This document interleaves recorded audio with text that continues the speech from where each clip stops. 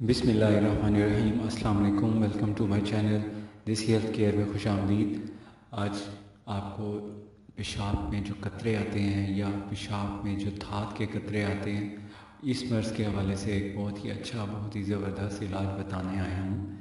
वो इलाज बहुत आसान और देसी जड़ी बूटियों से इसका इलाज किया जाता है। हमारी हिकमत में इसका इलाज विद इन 2 डेज़ किया जाता है और इसका जो नुस्खा है ये मुख्तसर भी है और पुरअसर भी है। इसको आप घर में ख़ुद इस्तेमाल कर सकते हैं, बना सकते हैं।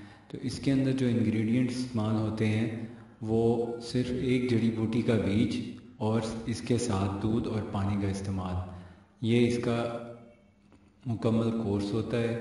और तरीका इस्तेमाल कुछ इस तरह होता है कि आपने रोज़ाना इस बीज को दिन में 2 मरतबा लेना है। सुबह नाश्ते के 2 घंटे बाद और दूसरा वक्त होगा असर के वक़्त। जब नमाज पे जाने लगें और वज़ू कर लें असर की नमाज के वक़्त, उसी वक्त जब वज़ू करने के बाद आप नमाज के लिए जाने लगें, उसी वक्त पानी के साथ इसके 2 बीज खा लें। बस ये इसका तरीका है। और सुबह नाश्ता जब करना होता है उससे पहले आपने इसके 2 बीज इस्तेमाल कर लेने हैं पानी के साथ। बस ये आप मुंह में ऐसे रखें, बारीक करने की ज़रूरत नहीं है, बीज बिल्कुल साबित हों, बस ठीक है। आपने जस्ट इसके 2 बीज लेने हैं और पानी के साथ उसको निगल लें।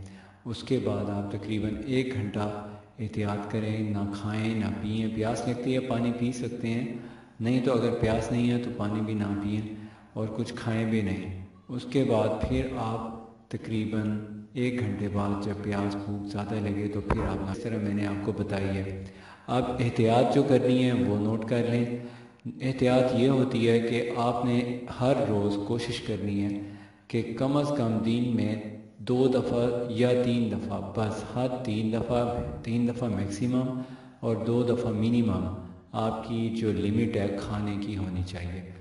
2 दफ़ा से ज़्यादा हो तो 3 मरतबा और 3 दफ़ा नहीं तो फिर 2 मरतबा बहुत है। आपके जो कतरे आने हैं वो बंद हो जाएंगे और आपके प्रॉब्लम्स जो हैं वो ठीक हो जाएंगे। और मनी के कतरे आते हों या धात के कतरे आते हों या पेशाब के बाद कतरे आते हों, वो सब ठीक हो जाएंगे। दूसरी एहतियात ये है कि सफ़ेद रंग की जो भी कोई चीज़ है उससे एहतियात करें, ना इस्तेमाल करें। ख़ास तौर पे मसनूई सफ़ेद चीज़ें जैसे मैदे से बनी हुई चीज़ें, नान है, पकोड़े हैं, मैदे वाले ना हो, सिंपल हो, ये आपने यूज़ करने हैं। और इसके बाद आपने तीसरी जो एहतियात करनी है वो ये है कि एक तो आपने सफ़ेद चीज़ें मैंने मना की हैं वो नहीं खानी। इसके अलावा आपने कोशिश ये करनी है कि रसीले फलों का इस्तेमाल करें। जो रसीले फल हों गूदे के साथ खाएं। अगर कब्ज़ कर जाते हैं गूदे के साथ तो फिर खाली जूस भी यूज़ कर सकते हैं। इस तरतीब को फॉलो करें, इसका बेहतरीन आपकी सेहत पे रिज़ल्ट मिलेगा। और ये जो कतरे आते हैं, धात के कतरे आते हैं या मनी के कतरे या पेशाब के कतरे आते हैं, वो बिल्कुल ठीक हो जाएंगे। अब ये है कि इसका दौरानिया कितना होना चाहिए। देखें, हर मर्ज़ का अपना एक वक्त होता है, इसका दौरानिया होता है। जिस तरह नज़ला ज़ुकाम है, इसका कम से कम 6 से 7 दिन इसको लग जाते हैं क्योर होते हुए।